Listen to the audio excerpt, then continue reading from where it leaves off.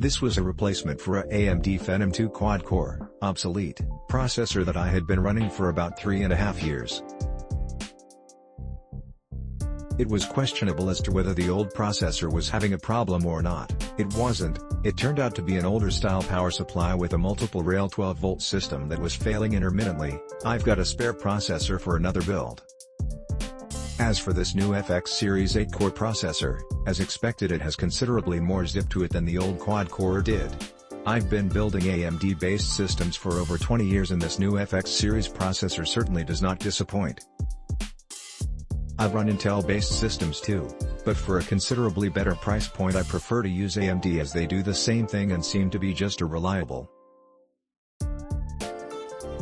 I had been considering upgrading from my 4-year-old Phenom EX61055T to a new Ryzen build, but I saw this for $94 with a $40 rebate, so I pulled the trigger on this instead and saved myself at least $500 from not having to buy a new MOBO and RAM as well as CPU. I'm very impressed with this CPU. Combined with my GTX 1066GB I can now play all my games on the highest settings no problem. Witcher 3 at 60 FPS on high settings with Hairworks off. I have this water cooled with a Corsair H60 and I haven't seen it go over 28 degrees yet, even under heavy gaming.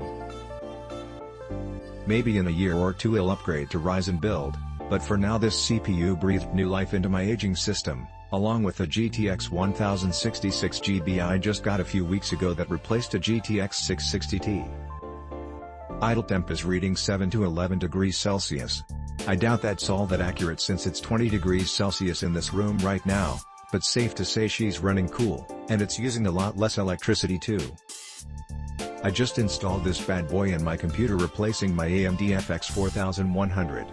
I know I'm downgrading my speed slightly, but I needed more cores to simulations on my computer and it works like a charm.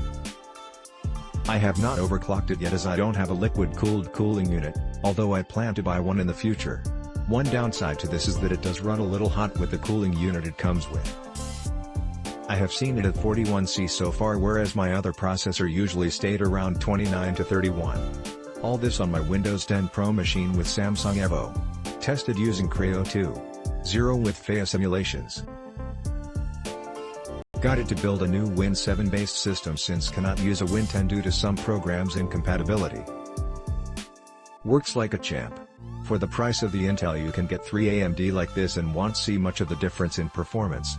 8 cores and power efficient. I would advise to replace a stock fan to something else. Click link in description for more reviews.